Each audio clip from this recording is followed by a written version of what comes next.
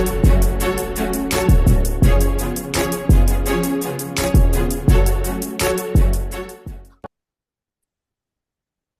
right, if you want her, Let's start it up, go. start the recording so we can upload it to Angela. Let me just give you a good intro. Guys, we got Irv in the building, our CEO for lifestyle. The person has been real estate for a long time. Probably, Irv, how long have you been in real estate? 14 years. Yeah, 14 years. that's around the same time I started real estate, man. A wealth of comes from like bigger boxes, brokerages. So he's like, he has all that like, corporate kind of training, but he has now the flavor of lifestyle. He's been rocking and rolling a lot of stuff you guys see on the back end, or maybe you don't see. He's been rocking and rolling. So Irv, without further ado, please take it on, and I'll still be pushing people to join in. Thank you so much. And thank you for the warm words from our CEO, George Canciabella. I really appreciate it. And I hopefully you all love this training. And we have thoughtful conversation throughout this. This is one of the most important things is just about you handling objections. And you'll be able to use this not just in your business, but also in your everyday life. So we're going to start off. This is from friction to flow, right? So we all know about friction, right? This is what you hear here. Like this is friction. When you hear something flow, it's like smooth, like water flowing, water flowing. So in your daily business, in your daily life, your job is to remove as much friction as possible, especially if you're speaking to your clients, you're speaking to your family members, anyone you're speaking to, you want to remove that friction. Today, what we're going to discuss is how to remove that friction from the objections. Why? Because human beings, their number one thing that they'll say if you ask them any question, especially if it's a question that you catch them off guard, like, hey, let me borrow $5,000. Like, hey, let me sell your house. Hey, you want to buy this car? It's going to be no for the most part. That's just what it is. It's the easiest answer. It's the path of less resistance. It's a way that they don't have to basically commit to anything and they can clearly walk away. And we're going to find out what are some proven methods, some science, and also some psychology as to how to avoid those things and stop those things from happening.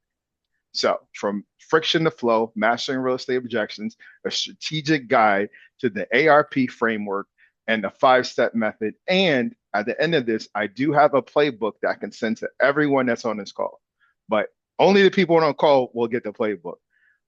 Let's go forward. There's going to be a video that plays for a couple of minutes with Grant Cardone. As you all know, I'm not promoting anything for Grant Cardone, but he's pretty good at sales and he knows about closing. So just listen to it for the next couple of minutes. Thank you.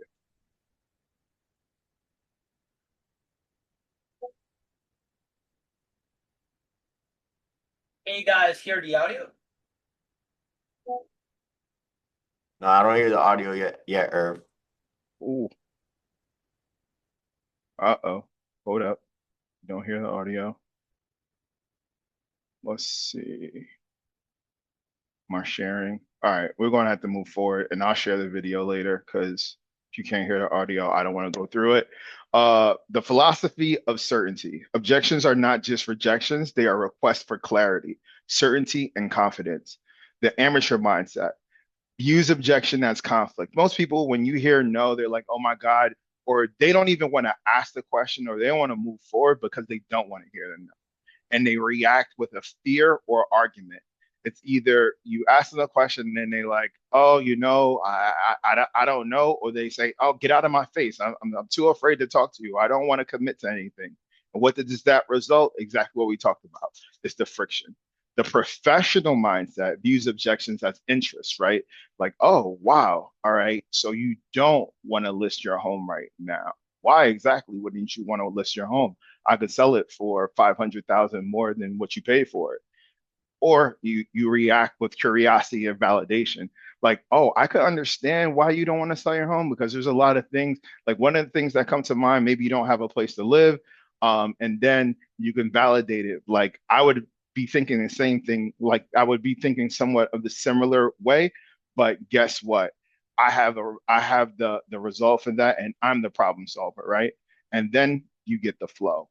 Confidence closes more than scripts. I'm telling you right now, scripts are just framework. You have to come into the conversation, especially when you're speaking to people. You have to make sure that you have confidence. People can smell when you don't have confidence.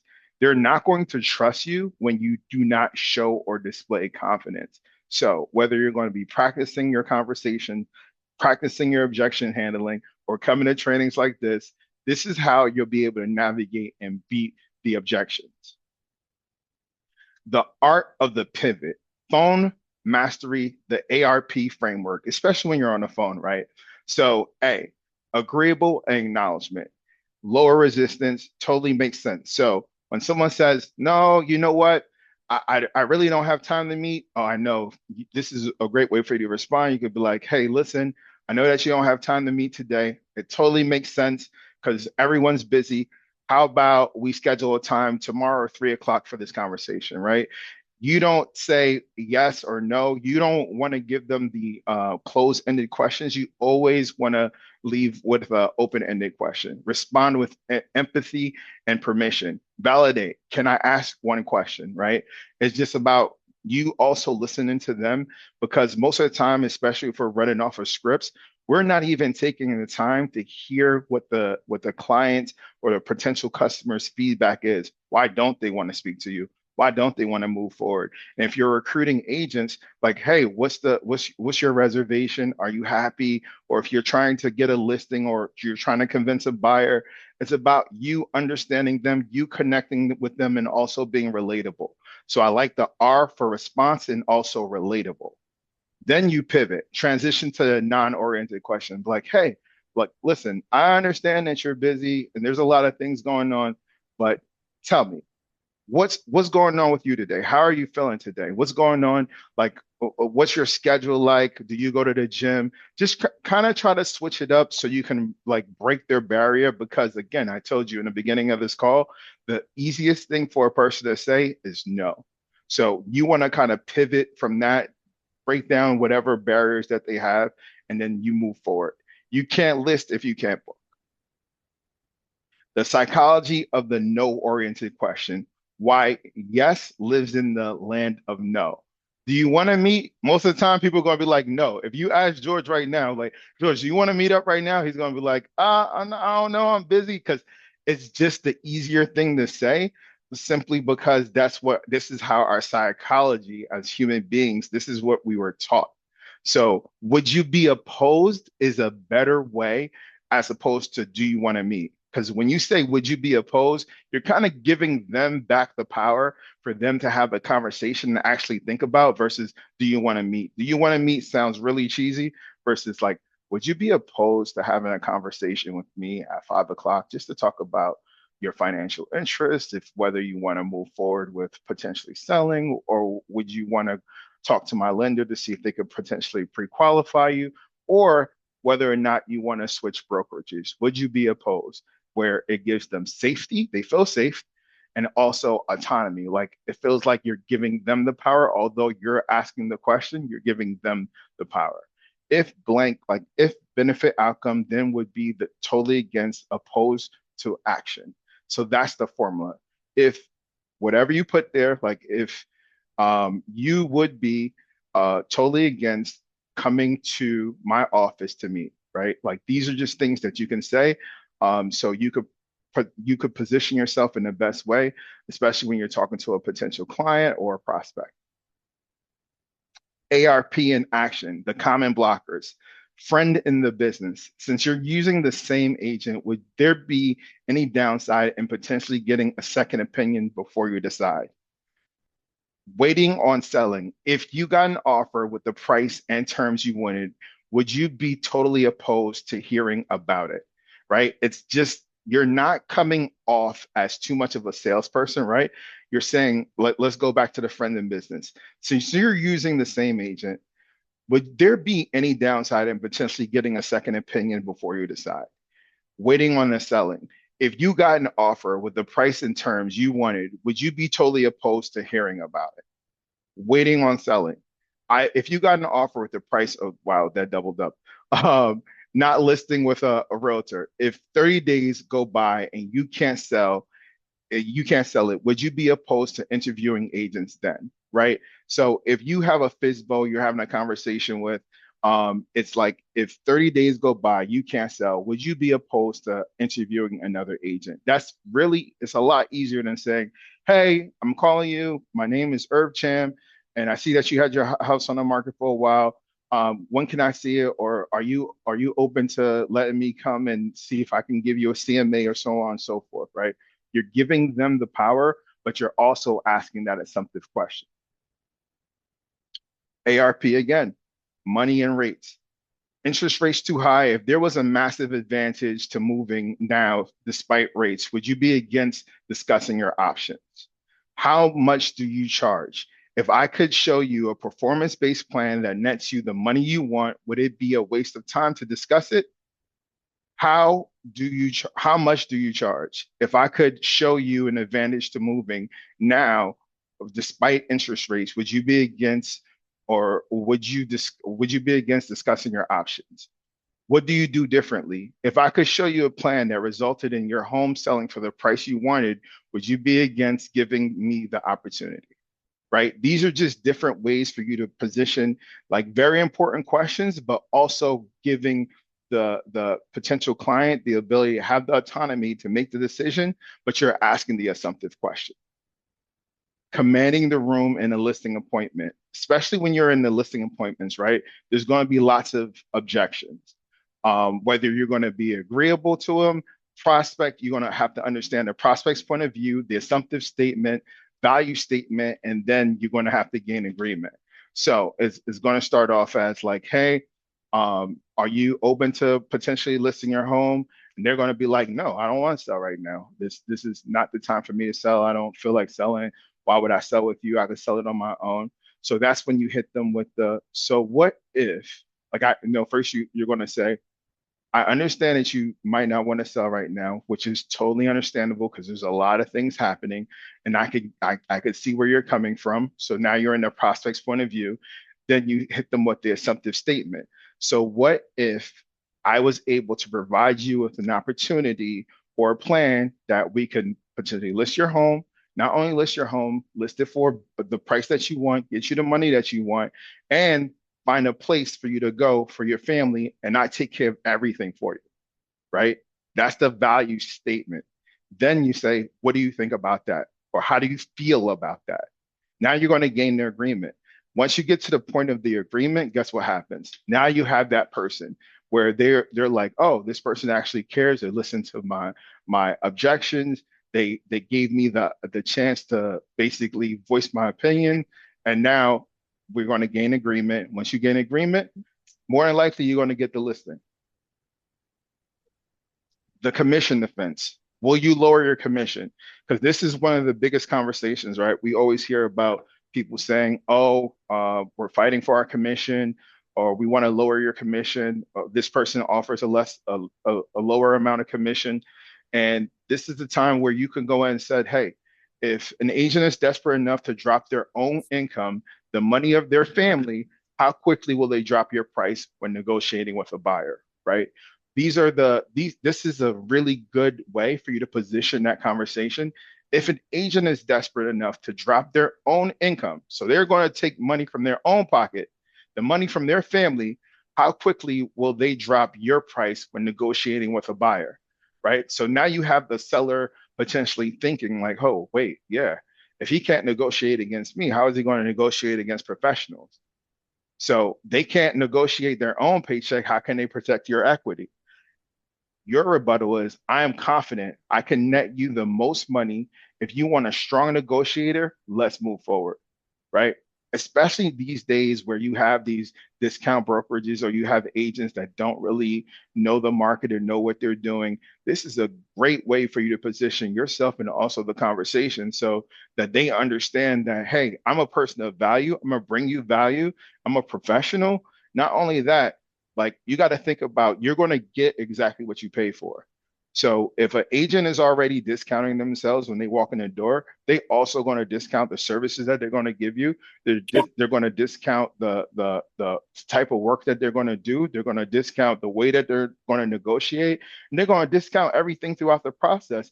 And at the end of the day, guess what?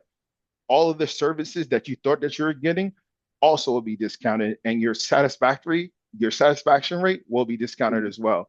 So working with someone like me, I'm going to net you the most money, and I'm also going to be a strong negotiator. So let's move forward. So that's that confidence that I'm talking about. Like you have to be that confident, especially when you're talking about people's largest assets in their lives, or just even if you're a broker or a partner that's recruiting someone, you have to have that type of confidence simply because you're moving an agent from point A to point B, and you're asking them to join you and believe in you. So with that being said, you have to make sure that you're confident in those conversations. The stall defense. We want to interview other people, or we want to see other things. We're not sure if we want to make a decision. You have to isolate that. Aside from due diligence, are you 100% confident in my pricing strategy? Is there anything else? So these are the questions, and there's a formula called like the five whys, right? The five whys is when someone presents you with an objection or they present you with a topic that you don't quite understand. You ask why 5 times. Like, okay, why? Why? Why? As you're asking why, you're breaking down the layers and you're finally going to get in by why by the fourth or fifth why, you'll understand exactly what's the real reason. And these are the type of questions that you need to ask. Is there anything else? Is there like what exactly is going on? What is causing that friction and not flow? So the risk removal is let's sign paperwork so I can start Like pre-marketing. the plastic bags? What, you got something that's wet? No, not wet. I just got stuff. You Can, got a bag right here. can Black somebody bag is yours. What? Yeah. can someone mute Vicky? Oh, sorry, guys. No, it's fine. It's fine. Thank you. The risk removal, let's sign paperwork so I can start pre-marketing. You continue interviewing. If you find someone better, I'll rip up the contract. We part as friends, right? That basically you remove the whole the whole stigma of, hey, you're locked into a contract. This is an obligation. You're making it so that it's more comfortable for people. And that I would say in business is quite important because everyone, especially when you're talking about business and you're sitting at a business table, most of the time, everyone has their guard up. Whatever you can do to break those barriers, whether it be through conversation, whether it be through like basic like relatability or just understanding or just having basic conversation, whatever you can do to remove those barriers makes your job 10 times easier.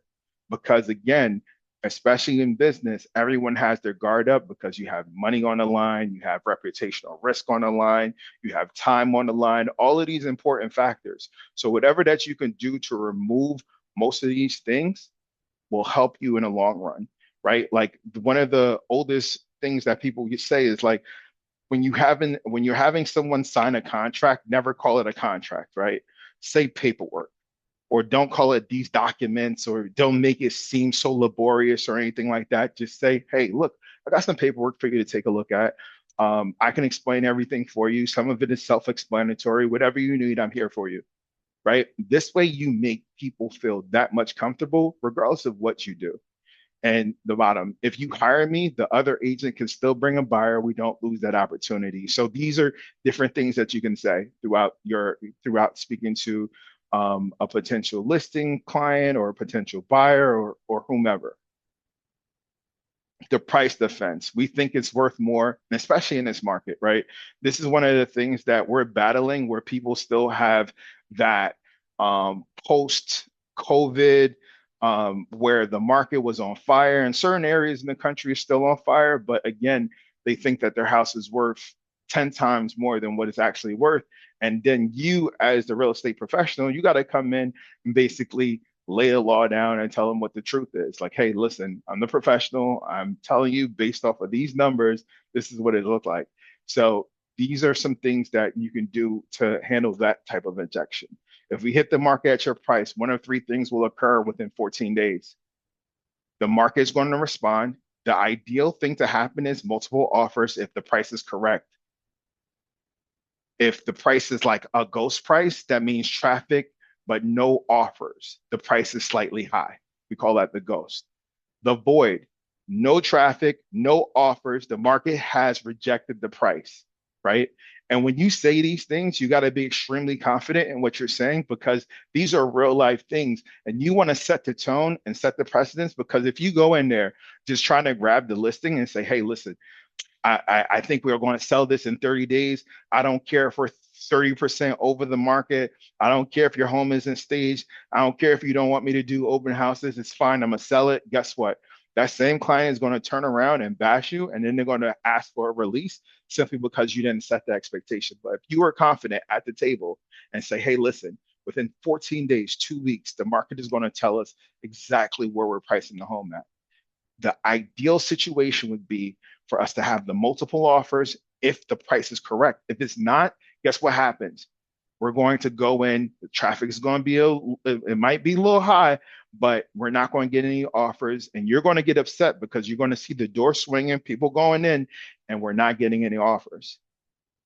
The other side of it is we're priced far too high. We're not going to get any traffic, no offers, and the market has completely rejected. And now we have to go back and start a whole different strategy. And guess what? People have the myelin, or they have the understanding, or they have the thought of your home already being on the market for X amount of days and then not selling. So it's going to make our job 10 times harder. And homes that sit on the market for a long period of time, even if you take it off and take it back and put it back on, for the most part, you'll see a 10 to 15% price reduction just off of that. The one of three things strategy, part two, securing the pre-agreement. If path two occurs, traffic no offers, the market is saying we are close but slightly high, we agree to adjust. If path three occurs, no traffic, the market has rejected the price, we must adjust immediately to avoid becoming a stale listing. That's exactly what I was talking about, being a stale listing. Get agreement now for price adjustment in 14 days if these scenarios occur. So I've seen some listing agents go into a potential listing and then they're already setting the tone and say, if we don't have an offer in 14 days, based on my listing strategy, we must reduce the price, right? And you say that at the listing table versus you setting the false expectation of saying, hey, look, I'm going to sell this house, it's going to happen. And then imagine going back 2 weeks later and saying, hey, look, we don't have any showings. I'm not getting the traction, or they come into you like, what's going on? Then you're going to have to tell them that you need to adjust the price. That makes you less confident because now you're looking like you don't know how to do your job. But if you had set that tone initially and you told them exactly what you were supposed to tell them at the time of you going through the listing agreement, then a lot of this, you could have avoided a lot of this. So it's all about strategy and preparation and kind of getting in front of things before they even happen. The ambiguity defense, we need to think it over. So this is one of the things that you'll hear the most, especially whether you're speaking to a recruit, whether you're speaking to a potential seller or potential buyer, somebody that has cold feet. 90% of the time, it's a hidden objection. You just need to find the objection. It's about, hey, if it's a potential listing, like, all right, so if I know you need to think it over, and in a big transaction like this, I would too. But some things that would come to mind for me would be where I'm going to move. Am I selling too high? Am I selling too low? Like the whole process? I might be a little bit cloudy about the process. These things you got to kind of put it out there to your client so that they can, like, you got to put the objections out there so that they can possibly agree and you can see their reaction based on what you say, right? If it's about price, you can say, hey, listen, this is, hold on. I think, Tammy, you have a question? Yeah, I'm so sorry. I didn't want to interrupt, but No, go I'm ahead. screenshotting all of these things. Are you Yep. gonna have them available? They're really good. I can create a little slide for myself. Are you Yeah, gonna share them? absolutely, I will. Okay, great. Thank you. No problem. So most of the time, you just have to go through the ambiguity and also the objection and put it out there for them, right? Like, hey, look, I know it's tough and it's a tough time, and you might be experiencing some challenges. Like, what are some of those challenges? Just put out the objections, like, so that they come back to you and you can see how they're reacting. Like, hey, look, you don't have a place to move, or you don't have a plan. Well, I would be in that same position too, but guess what? You have me. I've worked with hundreds of families just like you, and I can tailor a plan specifically for you. We don't have to move or whatever until you're comfortable. I have a mover, I have an inspector, I have a contractor, I have a great attorney, I have all these people. I have a network of folks that you can work with, and before we even sign these docs, I'll send you their contact information so you can have a conversation with them. Will that make you a little bit at ease? Like these types of things always help. And regardless of what position that you're in, whether you're a manager, whether you're a real estate agent, is just kind of putting the objections out there so then people can give you the feedback. But most people, they stop at, we need to think it over. Once they say we need to think it over, they just shut down and say, all right, well, think it over. Just call me back in 2 weeks. Or do you want me to call you back in 2 weeks? You think that person is going to answer your phone, or you think that person is going to really pay you attention when you had them and you had them at the point where they were engaging with you and they were feeling something and you didn't tap into what they were feeling? No, you're not. The likelihood of that happening is slim to none. When you have the person that says we need to think it over, like what exactly do you need to think over? Right? That's the kind of question that you want to, like, what exactly do you need to think over? How can we work? How can I make this easier for you to think over? Like, I've heard that many of times, and my clients have had these types of objections before, or they had these types of concerns before. Is that the same thing that you're experiencing? Right? So these are the things that usually work. But if we're going back down to the listing, it's like, hey, is it the price? Is it the marketing plan? Is it me? Right? Is it me? Because it could be you. It could be you. It could be how you presented yourself. It could be the suit that you wore. It could be the car that you drove. It could be whatever it is. But it's really, really good to find out what that thing is. So then you can, with confidence, go in there and say, like, hey, listen, like I've done this hundreds of times. I have a big team behind me, a bunch of real estate professionals, entrepreneurs. I'm backed by a major company that knows what they're doing. I run this market. I understand this market. I'm from this market. You got to make them feel confident, right? And this is when you say, like, are you even confident in my ability? And that's really good for us to come through. And we should have a resume, a real estate resume, basically breaking down, like in the beginning of the call, George asked, like, hey, Irv, how you've been in the business for how many years? Right? 14. So imagine you speaking to a client, they don't know you from a can of paint. They're going to do research online and stuff like that. But sometimes a lot of that stuff gets missed. So if you go in with like a real estate resume, basically telling them how long that you've been in the business, what did you do before real estate, telling them how do you negotiate your marketing plan, so on and so forth, any awards that you got. I know a lot of people like talking about the circle of excellence and all that other stuff and millionaires club, whatever it is. Tell them these things, let them know.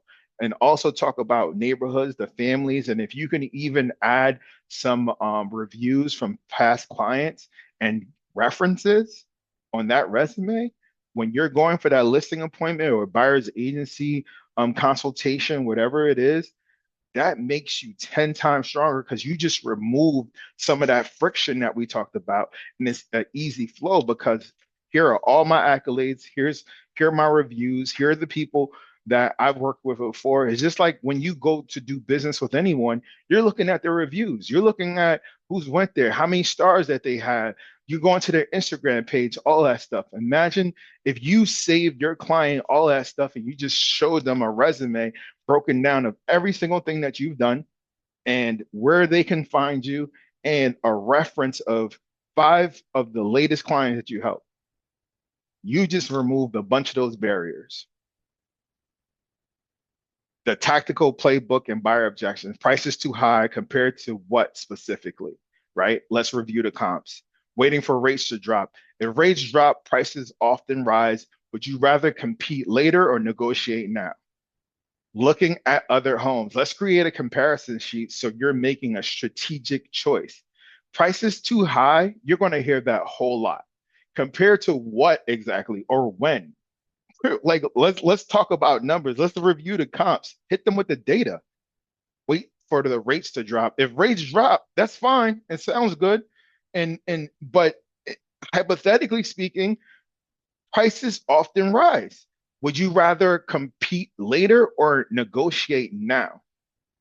Right? So it's about understanding and also having a rebuttal for these things because these are the biggest, I say, objections that most agents are going to face is prices too high, waiting for rates to drop. If rates drop, prices often rise. Would you rather compete later or negotiate now?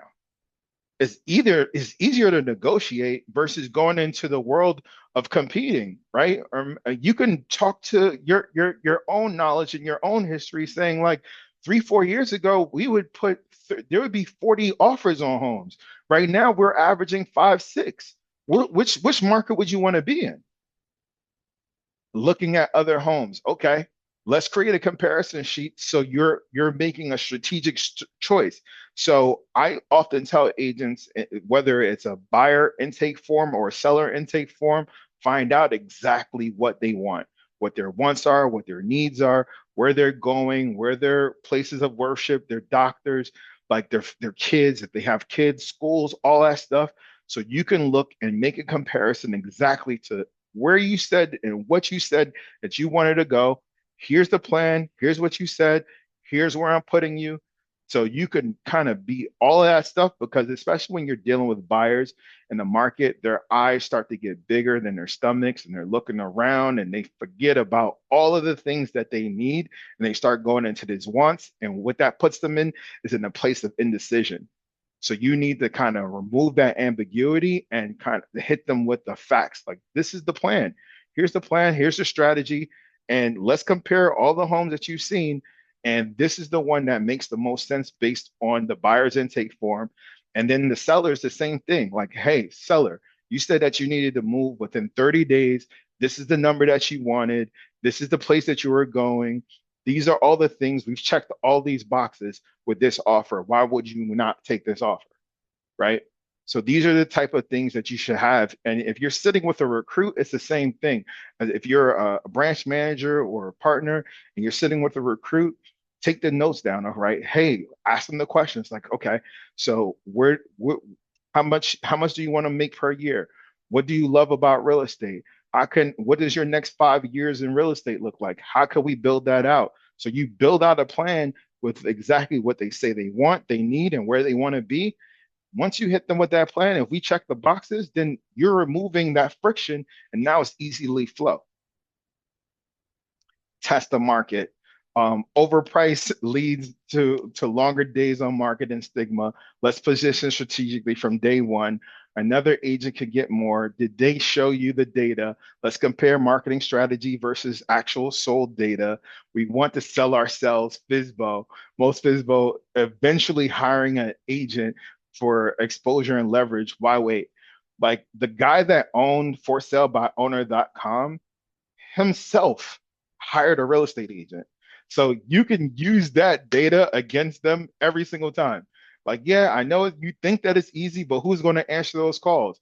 Who's going to negotiate the contracts? The professionals that you see on the paper, whether it be the lenders or the lawyers, because of my expertise in the years I've been in the industry, I could look at them and I'll tell you that these people are trash, right? But because you're for selling, you're trying to do this by yourself, you don't have that intel that I do.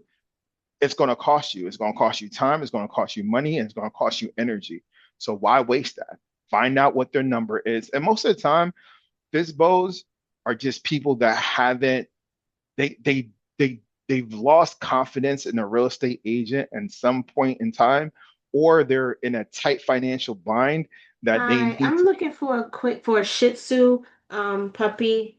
Sorry.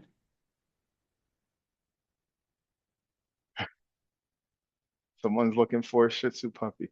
I'm so sorry, Irv. No, no, it's all good. It's all good. Uh, Test the market.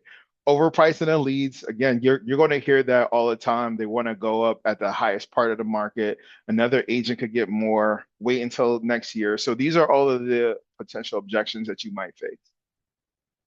The playbook for renters, which is very funny. They're just browsing. A renter will tell you every single time that they're just browsing. What would make renting right now a smart move for you? Right? That's a great response. And you left it open ended. Like, what would make renting right now a smart move for you? Rent is too high. Inventory and demand drive pricing. Let's explore alternatives within your budget. Don't want to pay a broker's fee. One of the most famous phrases. My role protects you in negotiation, paperwork, and risk prevention. I would just show them all the horror stories about what happens when you're renting or when you try to go rent and on your own, right? Having a broker protects you. Having a real estate agent protects you from all the scams out there too. The qualification and finances. I don't think I qualify. Let's confirm with the lender that we work with the facts and not assumption. My credit isn't great. What does that mean exactly? There are improvement strategies and lender action plans available. I'm self-employed. We have lenders that specialize with people that are self-employed. The commission defense. My commission reflects the negotiation strength and risk management. I'm telling you, when they are trying to nickel and dime us on our commission, my price reflects my negotiation strength and risk management. Representation quality impacts your final net result. Another agent charging less often costs you more in the final sale price anyway. That in itself, it's if you say it with confidence, it will completely turn the world turns the seller's world completely over. My commission reflects negotiation, strength, and risk management. Representation quality impacts your final net result. Another agent charging less often costs you more in the final sell price. Saying that in itself is a great defense in terms of your commission.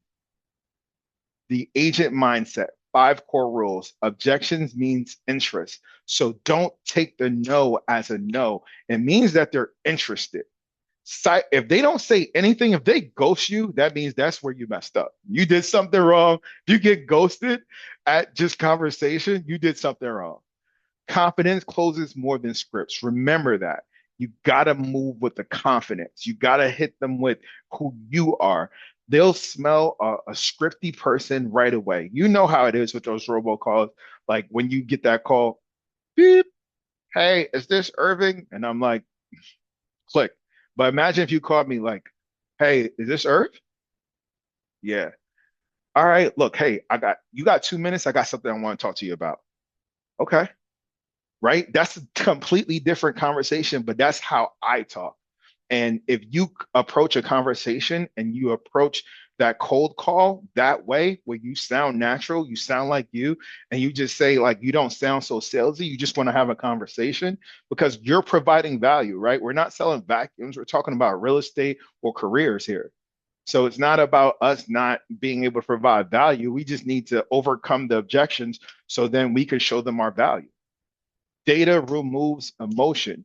Hit them with the data all day. All day. The data is there. You can use, like, people hate artificial intelligence and GPT and everything else, but it makes it easier for us to get the data.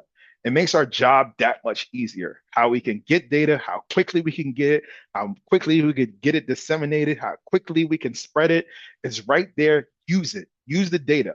Data kills everything. Use the data. And always ask one more question. Ask one more question. Listen, the 5 why philosophy is such a key philosophy. I actually posted about it on my LinkedIn the other day. Like it's such a phenomenon because it breaks down the barriers. Even if you have a problem, right? Like if you have a problem about waking up early, you like, why can't I wake up early? Then you're gonna say, oh, I don't go to sleep early enough.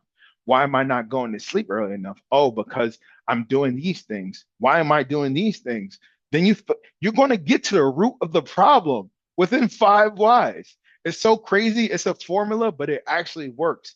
And if you use that for everything that you find being an objection in your life, you'll say like, wow, I'm able to move. I'm able to maneuver by just asking more questions. Let's ask one more question. Don't take that no as like a no. Just say, hey, look, all right. So why did you ask the no? So why? Why?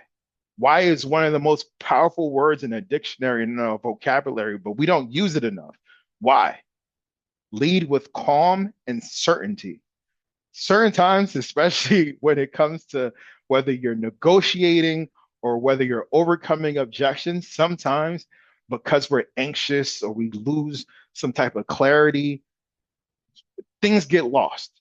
So you have to be calm and you have to be confident and certain. The way that you do that is preparing, doing training like this, speaking to the more tenured agents, the more tenured professionals that you know, and just centering yourself, right? It's just about you understanding the value that you have and how you can give that back to the world. From friction to flow, download the scripts, role play, and master one of three things: visual appointments. Your job is not to argue. Your job is to guide. Professional certainty builds trust. Trust builds transaction. You know, I love books. Um, George has mentioned a few of these books before. Never Split the Difference is a great negotiating book. Never Split the Difference, negotiating as if your life depends on it. Jolt Effect, how high performers overcome customer indecision, and Objections by Jeb Blount. I read that one as well. That one's a great book. And Exactly What to Say, the magic words for influence and impact by Phil Jones. Did you actually read these or were they audio? Some of them I read and some of them were audio. Most of the time I'll do the audio book and then I'll buy the book as well so I could read it, Mm-hmm. so I could go back and read it and pick up some certain things because in audio you miss and also in reading you miss. So the way I could capture the book in full is by doing both. Got it. Okay. Great question. Does anyone have any questions, any concerns, anything that you want to talk about, discuss? You put so much really good information out there, Irv. Honestly, I'm catching up. I love what you talked about during the initial contact with the listing appointment. A lot of great points. I need to digest a lot of it, honestly. It was a Oh, lot, but it was really good. I appreciate it. oh, great, great, great stuff. Anyone else have anything to say or anything to add? Any questions? Any objections? Does anyone want to do any role playing? Nada?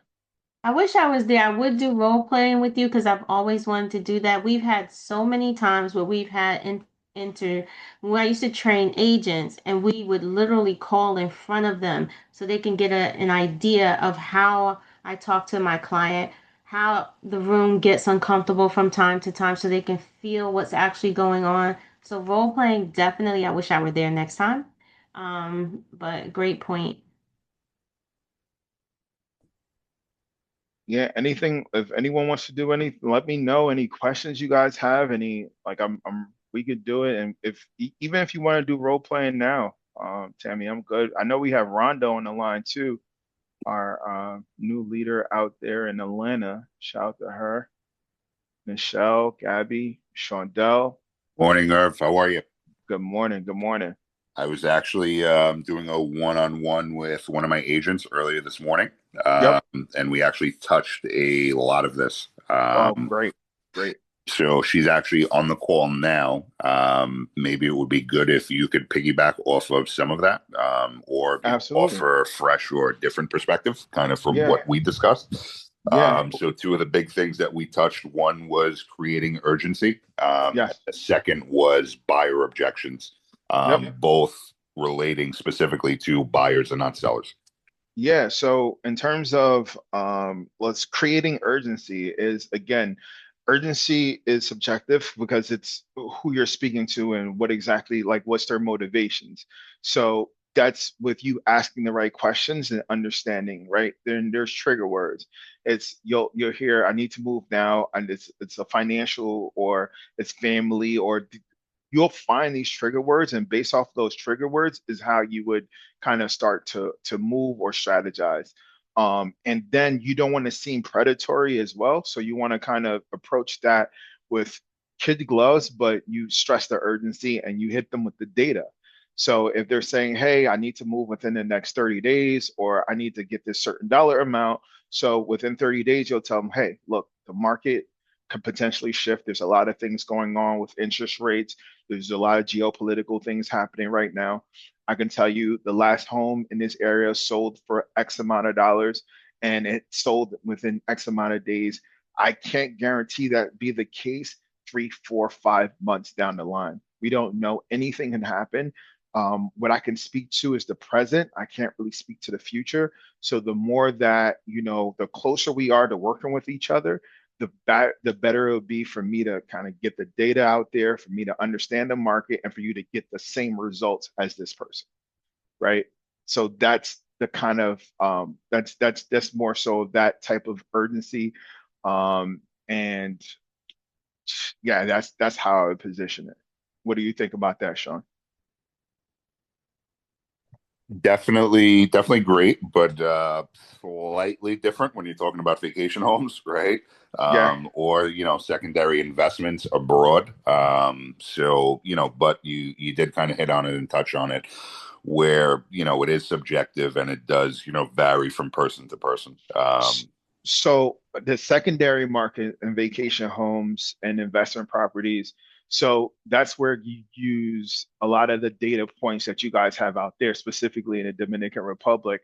You can tell them that the prices, right? Like there's a huge appreciation forecast within the next 12 to 18 months with all of the development that's happening out there with the infrastructure and everything else. And also with the geopolitical stuff, like a lot of people are moving their money from the markets and putting into assets, international assets versus like United States assets, just based off of whatever is happening. So these are things that you can also speak to at a very high level with the data. That's where you would just kill them with the data, the amount of investment and disinvestment within the investment within the DR, and people divesting or disinvesting in different markets and going into the Caribbean and so on and so forth. The ability to the conversion ratio where they'll basically profit in equity as also an appreciation with their cash going from the United States to the Dominican Republic, where there's a big difference in terms of conversion ratio there. So there's a lot of things that you can definitely use, but specifically to secondary homes, I would talk about specifically the profit side of it, the upside. And if you know that the potential buyer has an emotional attachment, and it's more so a vacation place, you could speak to the amenities too on the island, such as like the golf courses, the eateries, the walkability, the lifestyle, the cost of living, all those things, the weather, all those things. I think that brings a tremendous amount of value when you're speaking to people. Awesome. Thank you. That's a shameless plug for the Caribe, for Caribe lifestyle. Just, Caribe. Yeah, naturally though. Yeah, but it was literally, like I said, I mean, we spent probably a little more over an hour on the phone this morning, and it was just a lot of this: the objection handling, urgency, consultations, how important they are. So a lot of the things that you covered today. Great. Awesome. Anyone else? Yeah, Irv, I'd like to just point out something that you shared. This was amazing, by the way. Thank you for doing this. Thank you, Rhonda. Yes, you are an exceptional instructor, trainer, coach, Yeah, manager, right. Rhonda, person, leader, all the things. Rhonda's our new coach, guys. We haven't formally announced her, but she's our new coach for Lifestyle International Realty, and she's also the broker, the designated broker for our Lifestyle or International Realty in Georgia as well. So we can welcome Rhonda on this call. Well, thank you, Irv. So you mentioned having a resume, Yes. which I thought was brilliant, because anyone who's been in the business before GPS, before before Zillow, before Instagram, Facebook. When we went on a listing appointment, we actually did have a resume, even if it included previous work experience, right? Because those skills could be transferable.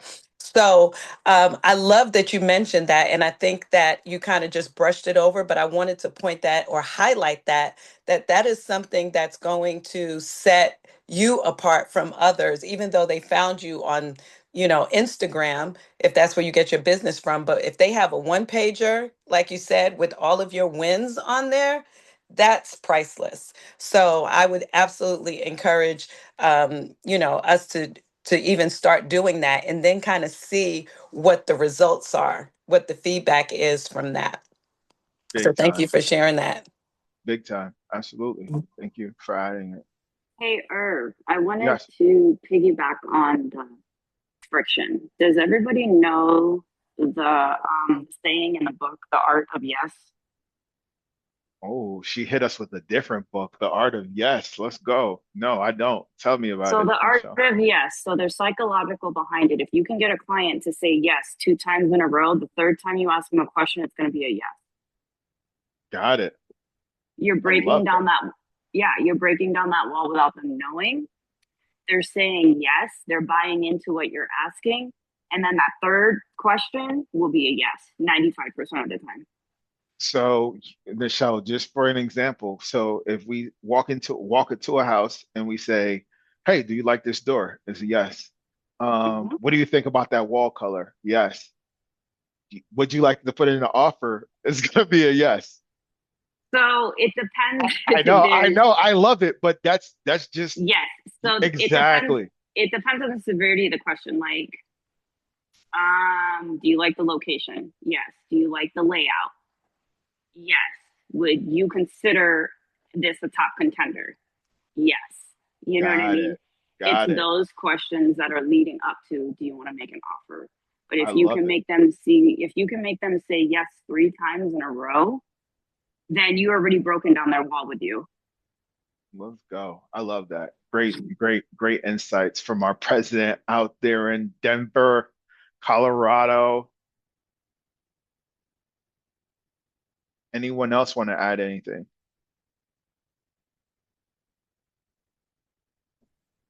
Hi, I have a question. Anna, hello. Hi, how are you? I'm great. How are you?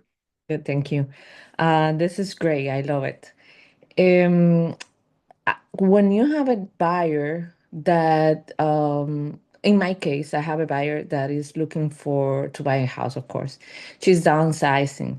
However, I have shown her all the houses around the place she's looking for. And any of the houses she's completely love it because she's coming from $1,000,000. I mean, $1,000,000 a house Hmm. as she's downsizing, then just with the mindset that she has to find something, let's say, equally of what she has.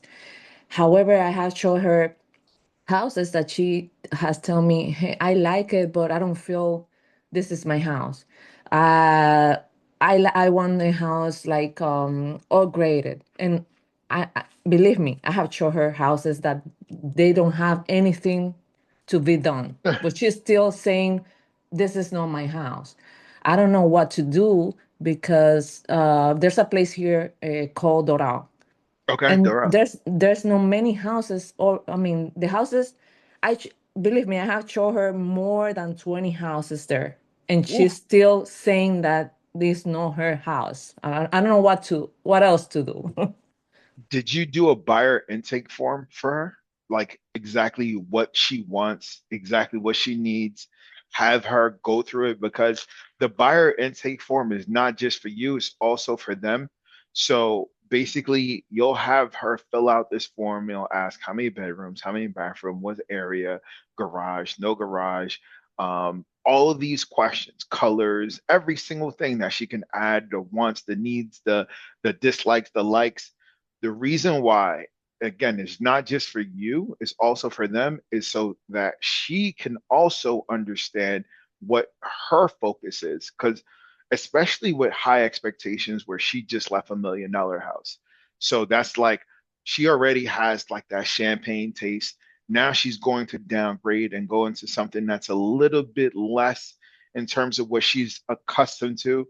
And that's going to be a bit of an environmental shock for her too. So she has to visualize these things. So the 20 houses that you showed her, which was great because she now kind of understands the market. Now I say that you sit down with her, you take her out the next time, sit down with her after you're done and say, hey, so and so, let's go through this buyer intake form so we could just understand and we could talk about the houses that you've seen, what you've liked, what you dislike. So I know as your professional, as your real estate professional and your strategist, exactly where you want to go, what you need and how you need it, and what I can do to get you there.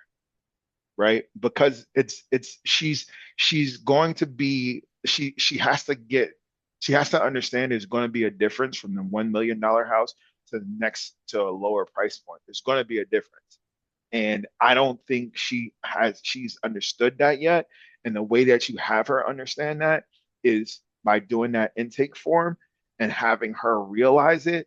And then you put it on paper so you could actually hold her feet to the fire next time and say, hey, you wrote on this form, this is exactly what you wanted. So what changed from now and then? That's just my opinion. I don't know if anyone else on the call wants to share too. This is not just me. I want everyone to share because we have valuable people on this call. I appreciate that. I haven't done it on writing. However, we went through yesterday because I showed her a house that is exactly what she told me she want. Mm-hmm. But and I asked her, I never asked her, what do you like? I asked her, or my bias, I usually ask, what didn't you like of the house?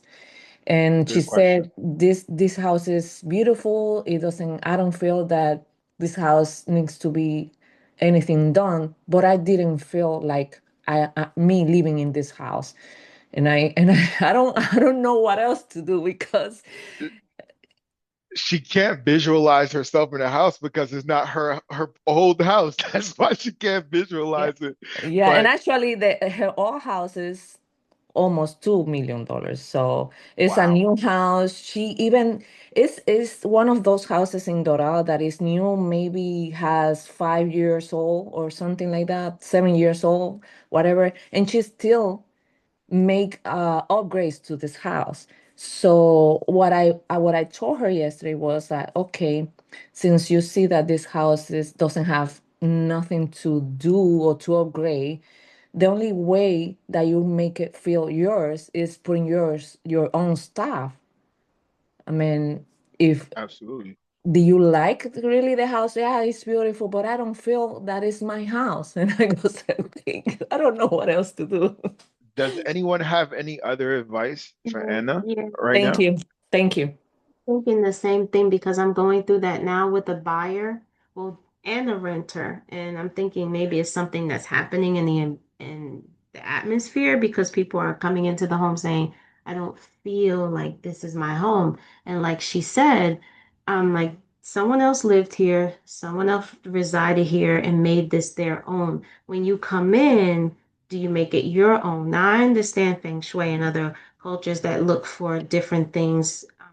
Where it's facing the door, north and that. But these people are saying, I don't feel it. And I'm at a loss. I'm almost feeling like I need to set this client aside because I don't want to go see 100 houses. I know the geography of New Jersey. I know what we offer. I know what the houses look for. I've met all of your qualifications, but you want to walk into someone else's home and feel like it's yours, other than embracing it and making it yours. I'm really at a loss with this person. So I'm glad she spoke up on it because I can relate and I hear her 100%. But I just felt like there was something going on with clients these days where they just want to walk in and just feel like, okay, this is me. Understood. Does anyone want to add? Thank you for sharing, Tammy. Is there anyone that wants to add or um Um, I'll ask something to Anna. Maybe yep. does is her client like Anna is your client fully aware and are you guys in agreement of the fact that she's downsizing? Because I feel like maybe she has a little bit of she's trying to like be in the exact same scenario that she is now, and it's never going to be that because that's the whole point of downsizing. So it's, I think maybe it's like, does she have that understanding, first of all? It looks like yes, but I mean, she has a little bit high standards. So, and it's being, I have recommended her because she's also my friend. Ooh. And yeah, and this is when I tell her, listen, it's not about me. I understand it's not about me, it's all about you. But I'm gonna put my friendship aside and tell you as a professional what the recommendations I can give you. But she's still like, oh, it's like I don't feel, and she closes her house today. She even went to a Airbnb because she is no even close of what she wants, and she just want Doral. I said, can you expand a little bit your search? Maybe we can go somewhere else close to Doral. And she goes, I know, I just want Doral. I just want Doral. And I was like, okay. But there's Wow. no houses at all that she likes. Even though this one that I showed her yesterday, it was, I mean, I'm not trying to push her to something that she doesn't like, but it was exactly what she wanted. And then also in the price range, because she's trying to get maybe or a house or a townhouse. The house that she's currently in is 5 bedrooms and bathrooms, but she's downsizing to a 3-2. And anyone, she goes like, oh, this is too small. Oh, you have to turn down the bathroom. Or you have to turn back the bathroom. Or this, the floor, I don't like the floor. And I was like, okay, you can make some changes when you are inside and make it yours. Exactly. But you Exactly. won't find everything or all in one house. It's difficult. And still that I mean, I just said just mentioned that the new house, she made a lot of changes to the house. She even sold the house with all the furnitures that she had. Oh, She's gonna she's have so. new furnitures now. So Anna, would she be open to a new construction house? Is that in her budget, or can you find a builder to build her something that's specific to what she wants? Because depending on the price range, I don't know the market in Doral, but I can say that she sounds like a client that wants things specifically and customized for her. So it's difficult to put like a square peg in a round hole, right? Like it's difficult. So I would rather maybe try to suggest finding a builder's option, maybe something that's new construction, so she gets that new feel, and if that's available in her price range too, because I don't know. Have you expanded to that? Yes, the problem is that in Doral, there's not a lot of new constructions, and the new constructions are over $1 million. Wow, So got it. she is downsizing from almost 2 millions to the price range she's looking for is 600,000 to 800,000. That's a different house. That's half the house. That's Yeah. literally half the house that she had before.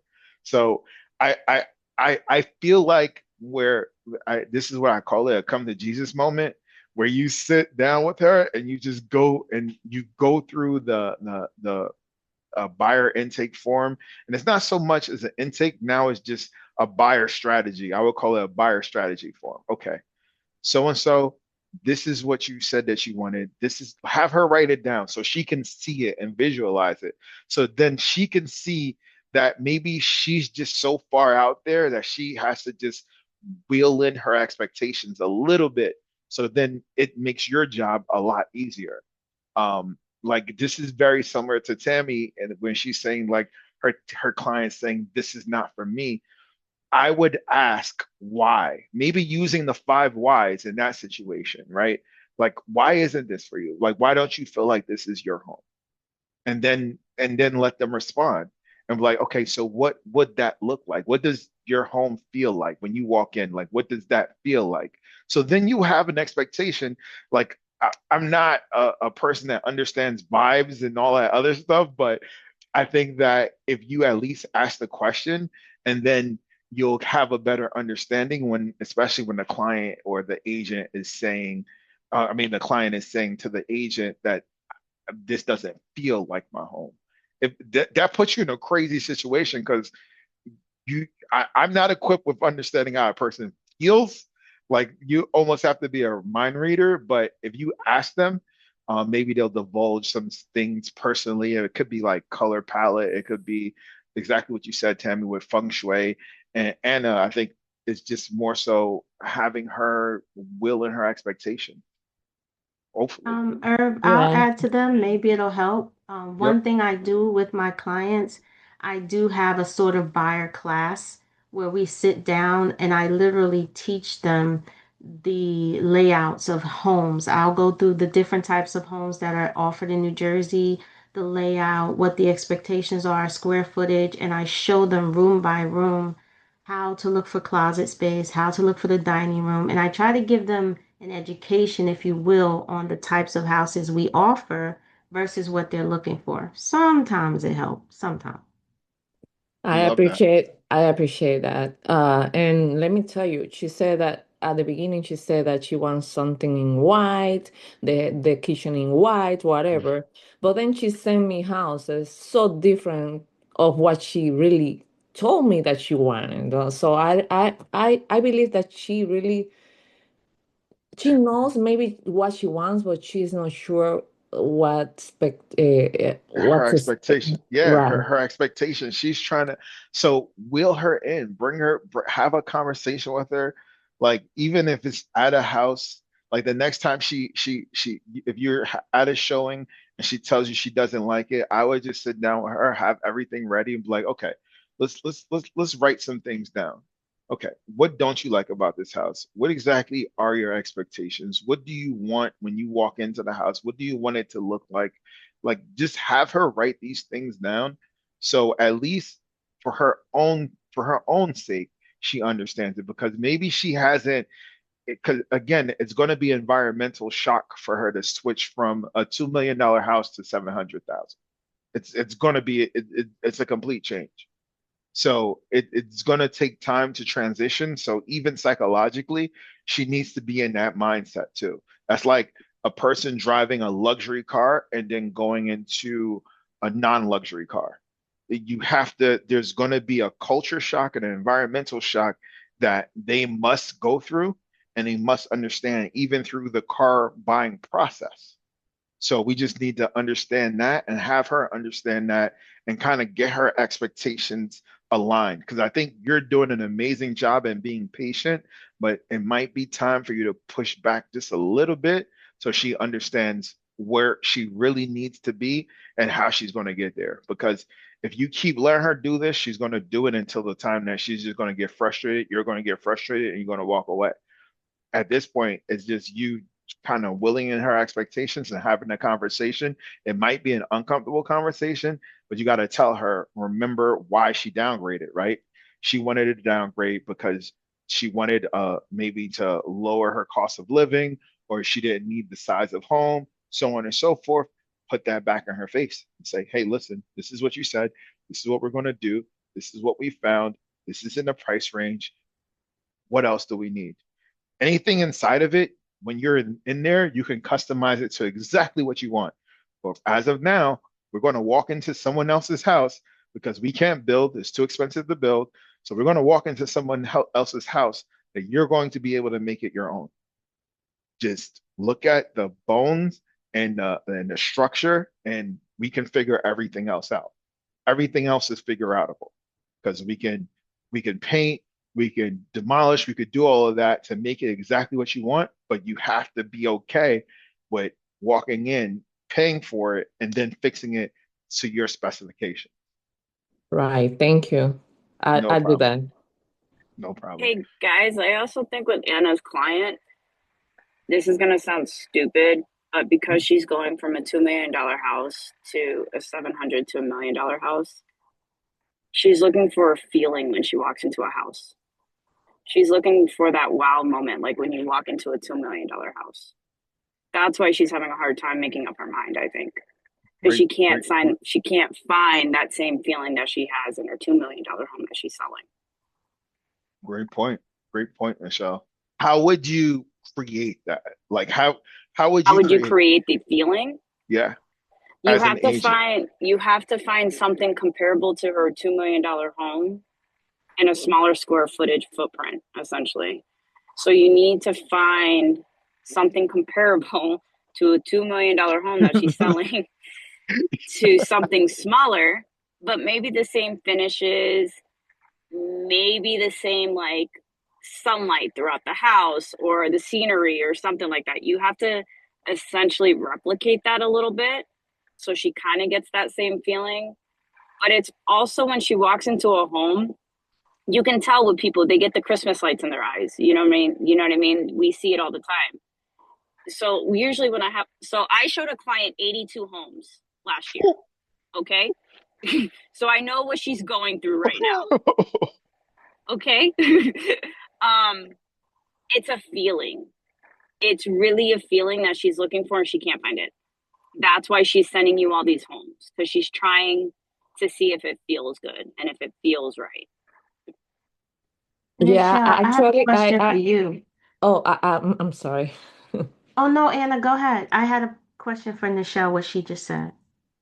Well, I think the last one I showed her yesterday has the same feeling of the 2 million house that she has, because even the floors are um the Marble. same.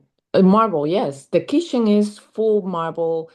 The appliances, I mean, everything, the backyard, I'm sorry, is facing the lake. Wow. Is also the backyard is facing a golf course. I mean, there's so many things that she was even telling me, oh, I want an apartment maybe, and I was like, okay, because just the apartment is new. Mm-hmm. And I goes, doesn't make sense that you downsize from a house the way that you have to go to an apartment. I I'm not trying to push her for a Oh, of house, but course. No. the feeling is not the same when she Right. and I try to tell her, like, when you are in an apartment you don't have spaces, like big Right. spaces, or you cannot divide the spaces, and you're gonna say, oh, what I did now living in an apartment. And she goes like, yeah, you might be right, but I have to think about it. But she's moving to an Airbnb because Right, she because already she has nowhere closed. to go. Yeah. Yeah. Unfortunately, with her, because she's a friend too, there's emotions attached and there's a relationship attached, which tends to make it hard. I would say working with family and friends are always the hardest clients, to be honest. Yeah. So yes. So with that being said, unfortunately, she might have to figure this out on her own, and you just have to be there to support her and advise her as we do as agents. Well, let's see, because I have another thing on that is not on my favor, and it's she has another friend that is a realtor. Oh no, we can't And lose her. No, no, And we can. and the house, I mean, she gave me the opportunity to find Yeah. the new house, and she gave the other realtor the opportunity to sell her house. So I'm in the middle, like, okay, because even though she signed a buyer's broker's agreement with me, she's still seeing houses with her. Is So she? yes, and then I told her, listen, you sign a buyer's broker's agreement with me, so an exclusive one, so Yeah. you can go see houses with her. Oh, but she showed me one that I like it, and blah blah blah, and I was like, hello, I mean, and I explained her the consequences if she buys Right. for her. But she's Yeah. still like, oh, if I found something with her, then I'm gonna pay you something to you maybe. And I was like, it doesn't work like that. But well, it's been difficult because, like you said, a friendship should be I mean, we work for money, of course, but also I don't want to lose her friendship over this. Right. Right. It's hard to separate business and a relationship. Yeah. A lot of people can't do it. It's just really hard. So you're in a really tight situation, unfortunately, but you're doing all the right things, and that's all you can keep doing. You know what I mean? I appreciate that. Thank you. Tammy, you said you had a question for me? Oh, wow. No, I'm listening because thank you guys. I'm going through a lot of the same things, and you're answering my questions while you're talking to Anna. Because one of the things dealing with the disappointment, it's a long-term friend. I sold her other houses, and when they don't get what they need, the disappointment and the downfall, and just trying to bring them back up again and have them not, they sneak and they start, talking to other realtors. But like Anna said, you have a buyer's agency agreement and you understand how this works. Don't do that to another realtor. It's not fair. But at the same time, because they're long term, you don't want to lose them. But you feel bad not having them, get what they want. Yes, of course we do. You know what I mean? But at the end of the day, Mhm. it is sometimes self-inflicted on our clients too. You know what I Yes, mean? that part. So there's a fine line of us doing our job and empathy and sympathy and making sure that we are doing our job to advise and help. But at the same time, so sometimes with clients, which I run into a lot, I let them figure it out for themselves because they're not going to listen to me at the end of the day, whatever I say. So I let them figure it out on their own, and I'll show them property even though I know they're not going to like it. You know what I mean? Because then you're starting to build trust and you're starting to build that rapport again, especially with friends, because they don't really know what we do, to be honest. Yeah, we're real estate agents, but they really don't know what that entails. So you have to build a rapport even with your friends, even with family. They say they understand, they say they know what we do, but they don't. At the end of the day, they don't. So it's finding that gray line with people and that gray area of teaching them and letting them find out for themselves. Agreed. I'm so glad you said that because Irv, yes, me and my girlfriend last time she found the house, but we saw over 100 homes. And I said, I don't want to do that again. So thank you so much. You just brought everything back in perspective for me. So these talks really help. And thank you, Irv, for allowing that. No, of course. It's collaboration. Yusne. Thank you, guys. Thank you so much. Yes. Hello, everyone. I'm Hello. totally new. Welcome. Welcome. Welcome. Yes. Welcome. So I just got my license, and I was hearing Anna. Yes, the client is her friend, and she was showing a lot of houses, but every time the client says, I don't feel that is my, I don't feel that this is my house. So it probably sounds something silly that I'm gonna say, but that was the emotion that I felt when she was talking about this case. What about, because you don't want to lose the client, you want get that commission, and plus that she is your friend. So I think she is looking for something spiritual, for something with energy that connect with her. She knows already she's going down in the materials of the house, in the comfort of the house. She knows 2 million to 6,000. She knows she's going down. Why she wants that specific area? What she needs to connect with her soul, it's something about that. I don't know if you hear about Feng Shui. I have done some courses about Feng Shui. It talk about energy and everything. In this Feng case, Shui. Yeah, Feng Shui. That's what yes, Tammy brought that up. Yes. I know that's a thing. Oh, I'm sorry, I didn't hear you. Because in this case, I think I go directly to that part then, trying to connect with her, with her energy. She's looking something special, but not in something material. I think it's something that connects with her soul. I think, I don't know. It's just my point of view. No, great point. And I think that the team, Anna, and Tammy as well as Michelle, they all are they're in agreement with you that sometimes people feel something when they walk into a place, and it's just about understanding how to build off of that feeling and understand that feeling. And now you have to get that feeling and try to find a place for the client that they get that feeling, right? So that's why Michelle brought up if it's a backyard, or if it's the way that if it's sunny and it has a lot of sunlight, so on and so forth. So no, you're right. You're I'm sorry. It's You're okay. 100%. Thank you. You're 100% right. And welcome to the company as well. Thank you so much for joining Lifestyle International Realty. We appreciate you. Of Welcome to the course. family. Thank you so Welcome to the much. family. What office are you in? I'm Pembroke Pines. Oh, okay. Very nice. Very nice. Very nice.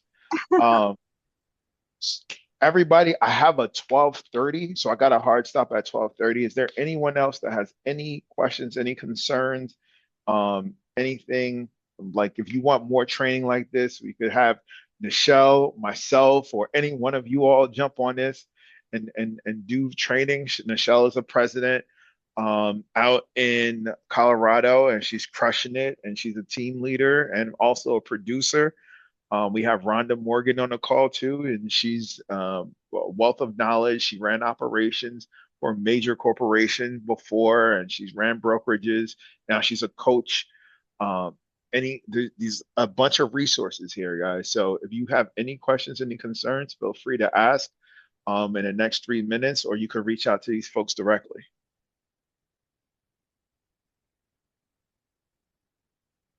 All right. I'll take the silence as applause. So great job, everybody. Have an amazing day. Have an amazing day. We Thank you. appreciate you all. Have an Thank you. amazing day, everyone. Appreciate All it. right. Any